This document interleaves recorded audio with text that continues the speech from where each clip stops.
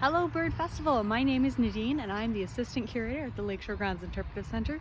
And this year we're going to do something a little bit different as we're all social distancing. I'll be taking you on a brief history walk of Colonel Sam Smith Park.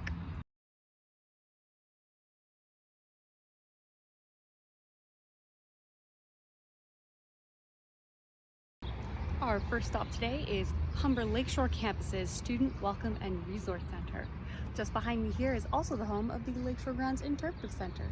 In 2018, Humber College and the Indigenous Engagement and Education Centre introduced the Cultural Markers Project, which places the college and Lakeshore Grounds in the context of the long Indigenous heritage in Toronto.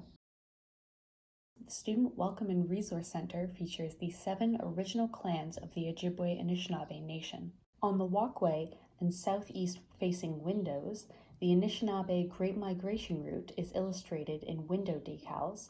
On your way to the park, you can read the words of Elder James Dumont in both Anishinaabe-Mowin and English on the first pillar just outside the Student Welcome and Resource Centre.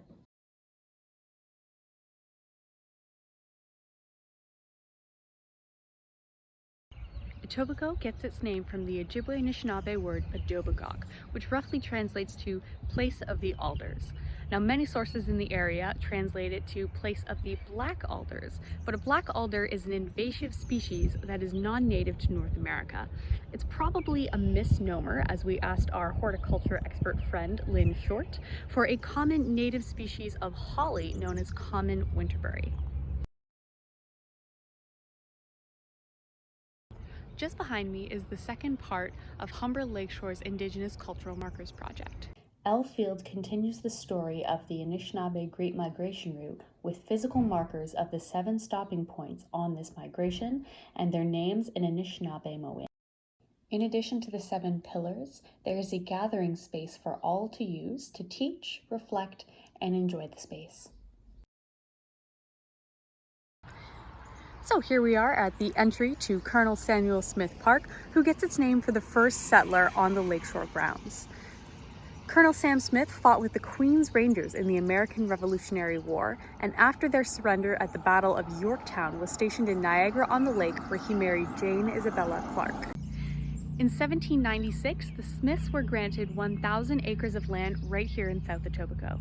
Their original property stretched from the shoreline of Lake Ontario as far north as Bloor Street and from Kipling Ave to Etobicoke Creek and Marie Curtis Park.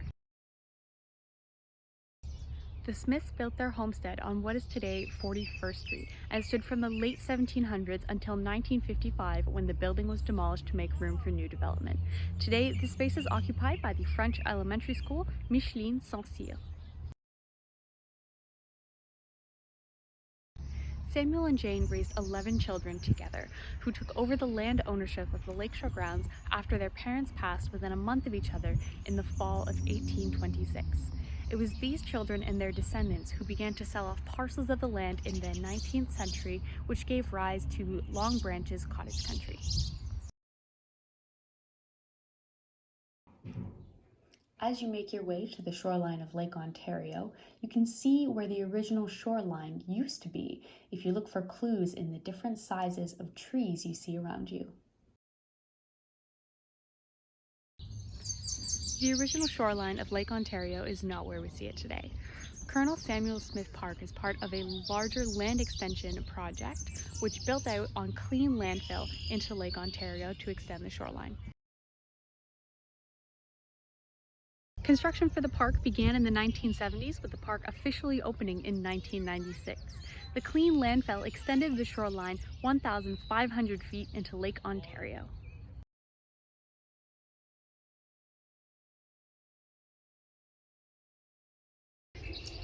As you're going through the park, you may have noticed the park's foundation is made of brick, cement, and even metal pieces.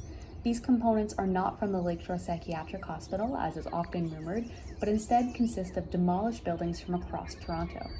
An exploration of the bricks across the shoreline reveal the 19th century Toronto Brick Manufacturing Company names and help emphasize that the park itself has literally been built out of the city's heritage.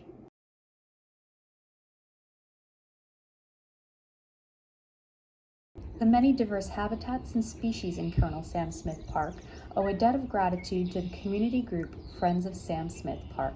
This group was born of concerned locals who continue to advocate to create and preserve natural green spaces for people, birds, animals, and plants to enjoy.